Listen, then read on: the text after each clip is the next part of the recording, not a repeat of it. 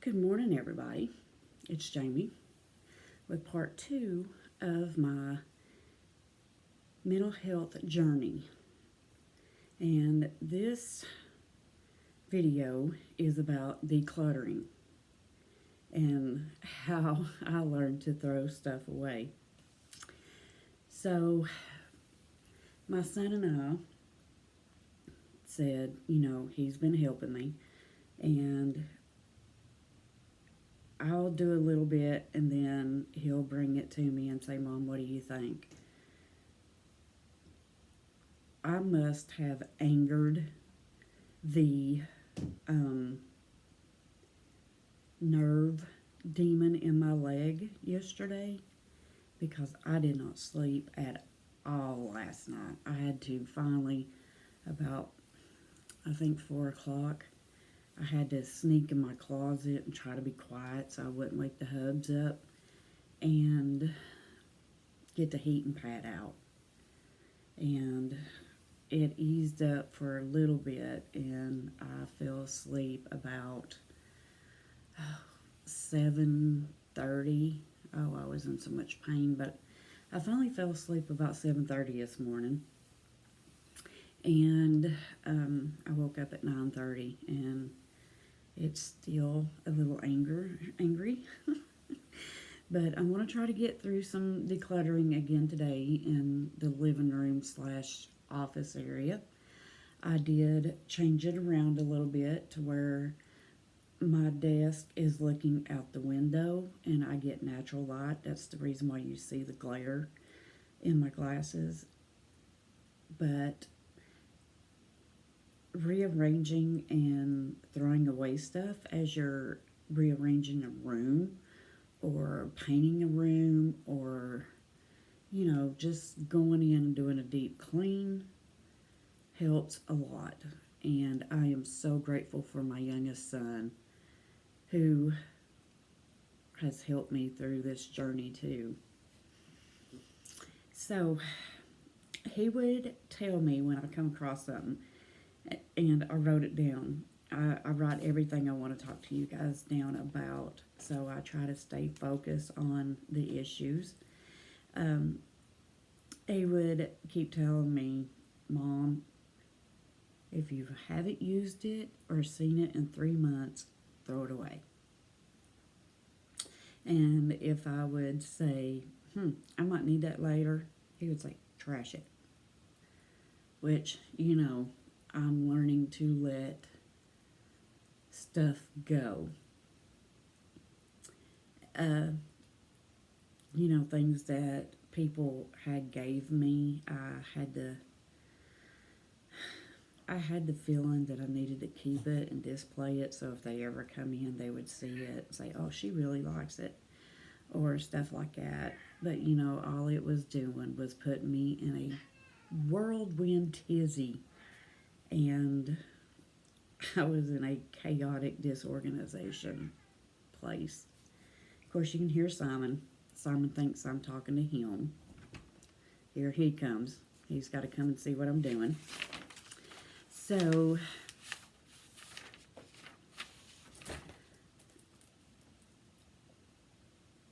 won't you rock the table a little bit, fat boy? He's my big boy. He's my big guy. So, when I was going through all the things in my office, I was so overwhelmed. My anxiety went crazy. I mean, I was like, oh my gosh, what am I going to do?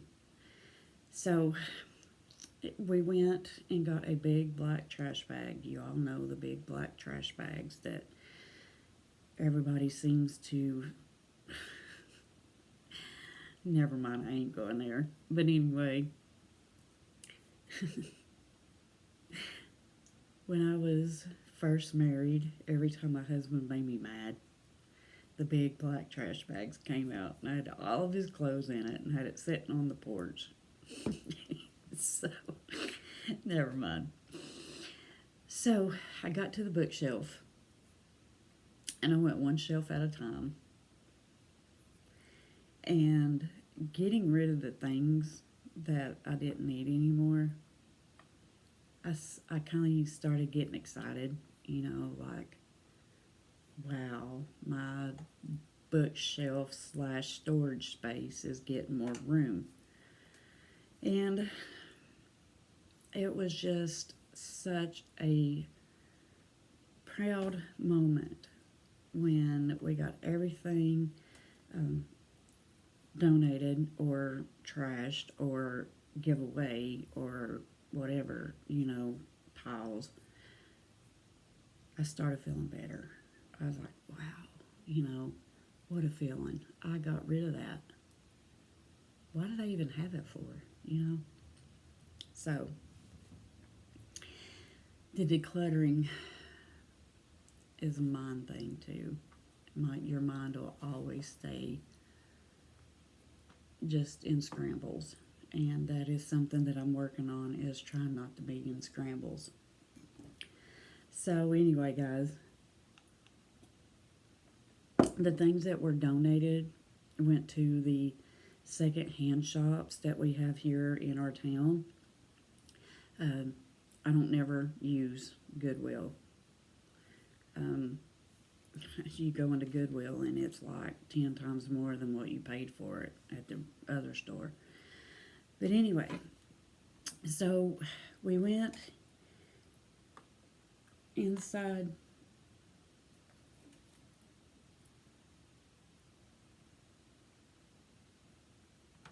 There you go. I figured. See what I have to go through. That was Mr. Simon, who decided to make his entrance. Actually, he likes looking out the window too. So, my view looking out the window is part of the front porch. And there's a big oak tree right outside my view with a branch that is just the right size for a bird feeder. So I found my old bird feeder that was on the other tree. So I'm going to put that bird feeder out there. That way when I sit here and look out the window, I could possibly see some birds or squirrels. Because now we got the dogs put up. No, I did not get rid of my fur babies. They are still with me. If y'all can see. They're still with me. That is Mr. Apollo's claw mark that every time he can get out and get to his mama, he's just all over me. He's such a sweet baby. But anyway, so me and my son had went out, and outside, walked around the house, the property lines, and we were like, we really need to get rid of this, clean this up. So we made a list of everything that needs to be done that I would like to have done before fall comes in. But we have to kind of wait because it's been so hot here. And I mean, we've not hit like record highs, but we've been close. And the heat index, so that's off until a little bit more time when it gets cooler. So what we did was we walked around and, where the garden was, it's full of thickness of weeds and small trees growing. Oh my God, we have such a problem with that. So, we made the list like house needs to be pressure washed, gutters need to be cleaned out, underneath the porch, the back porch needs to be cleaned out, and the driveways need to be blowed off and washed and resealed, and which luckily before all of this chaotic me getting hurt and not able to work,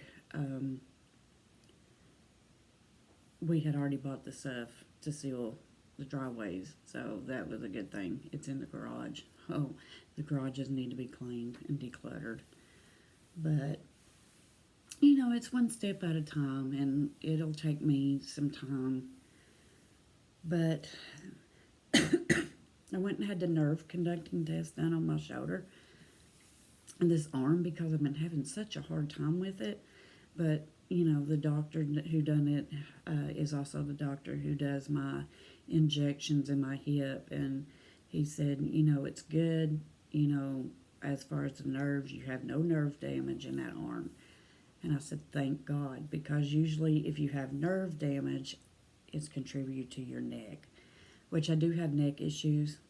I think everybody has neck issues. I have no carpal tunnel illness. Let me talk right, okay? It's just, and look, I always called it menopause brain, but actually the doctor said that women who go through menopause goes through that too. It's the signal in your brain does not come down to your mouth right. And I told him, I said, look, I said, growing up and even now, I don't have a filter. I try to watch what I say and not come off as a witch. But sometimes when you're dealing with a lot of stupid, you kindly you kindly try to not say things. So that is the second part of my journey, is decluttering. And my next part that I'm going to be doing is organization. Now that I have got everything decluttered, I'm going back to the bookshelf and start putting things where they need to go. You know, like I'm looking at this one shelf right now. It has got flower bulbs that I've had for 3 years. I don't know if they're still good or not, but they're there and they are going outside in the garden, in my little garden out there.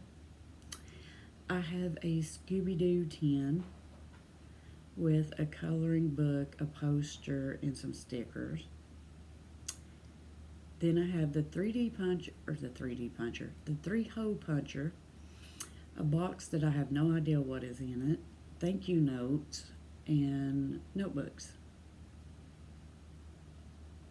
It needs to be organized because the shelf up above has notebooks and clear container storage things. So I need to get that organized because it's really starting to bug me. But, you know, one step at a time, guys. So, on a note, I was wearing my feelings on my sleeve yesterday. Yesterday was my birthday. It was my 52nd birthday. And I have to go back and say I'm sorry to my middle child, because at 8:30 yesterday he sent me a text that said, "Happy birthday, Mama." I didn't check my phone until late last night. So I do have to apologize about that. He did remember, my middle child. And then my youngest son, who helps me all the time, was in the kitchen with me last night about 10:30, and he said, "Mom," he said, "what's wrong?" And I said, I said, "I just feel like I'm not important." And he said, "Why?" I said, "Because today is my birthday and not one of you all have wished me a happy birthday. Not even your dad." And I specifically told him that it's funny that I have to go have a nerve test done on my birthday.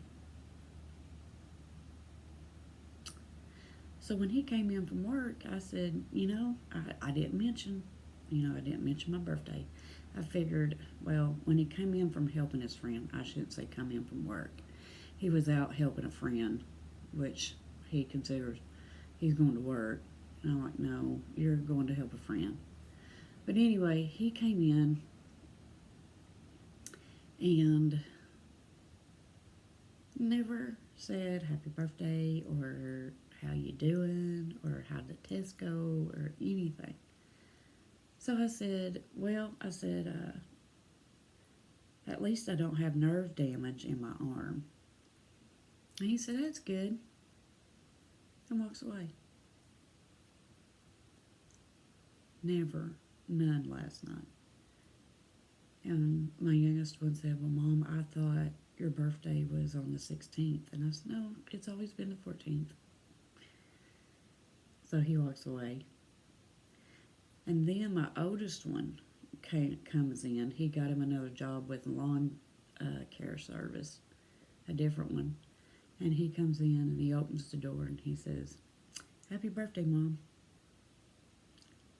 So he remembered, which I know Allison, his ex, must have talked to him and told him, because she sent me a message earlier that evening that said, happy birthday, Nana. You know, Maverick and me love you. So, you know, I had my feelings on my shoulders yesterday, so I vented a little bit. But I did get all kinds of birthday wishes on Facebook and on YouTube. So, you know, you guys are my family. More family than what I've got. But anyway, I have got to get off here and roll my change because I'm like negative $2 in the bank, because I thought I had enough to cover this last bill, and evidently I screwed up. So with that said, guys, I'll let you go. Remember to always wear a smile, because your smile can make somebody's day. Bye, guys.